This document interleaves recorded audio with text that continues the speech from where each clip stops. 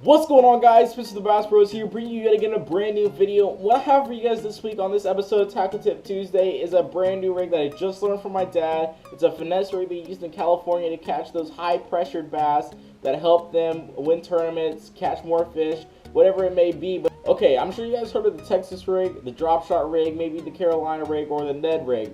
But this one is most similar to the Carolina rig. It's called the Mojo Rig. And all you're going to need for it is a little cylindrical weight here. I'm sure a 3/8 ounce, 1/8 ounce, or even a 1/4 ounce would work great for the weight here.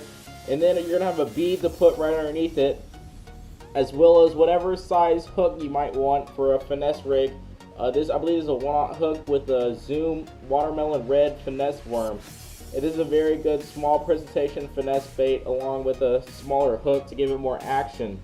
Now, this is one of the more important parts of this rig, is you're going to need something to stop that bead due to the fact that you're not going to have a swivel in this rig like Carolina rigs do. On this one, you're just going to stop the bead. There's 3 different ways you can stop it. You can use something like this, kind of a tapered off rubber that you put underneath the bead, slide it down, and it stops it. Or you can use what my dad calls a Mojo Rigger.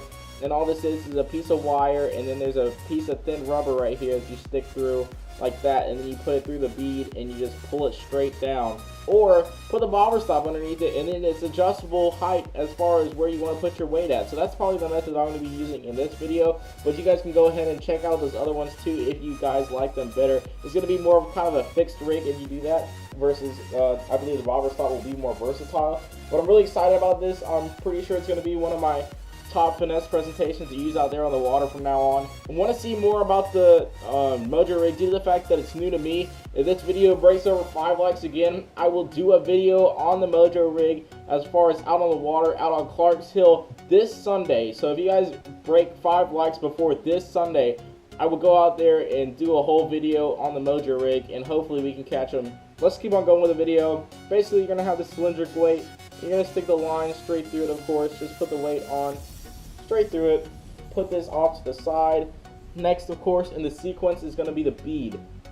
So we're going to go ahead and put the bead on there.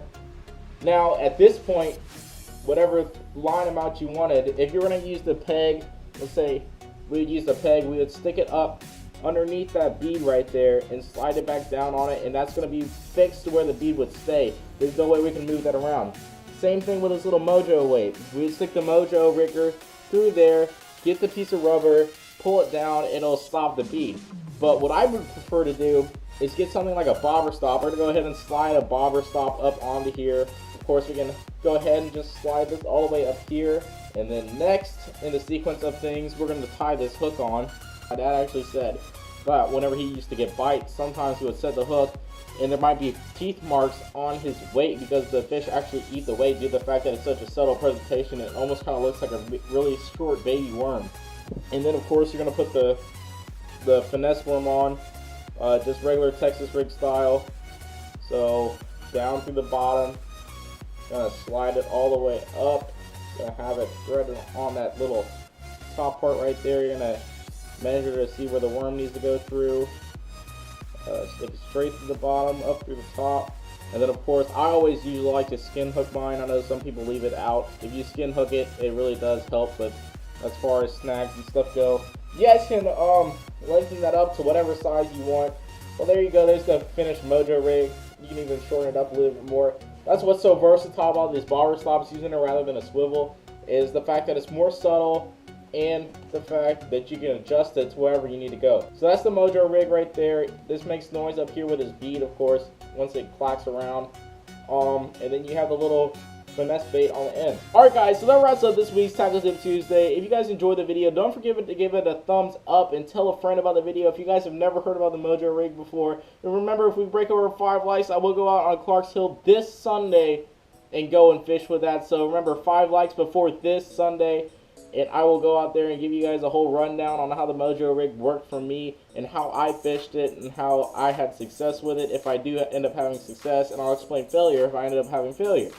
So that's pretty much it for this video. Don't forget to subscribe if you enjoyed the videos on our channel. And this has been Spencer the Bass Bros, and we'll catch you guys later with a brand new video.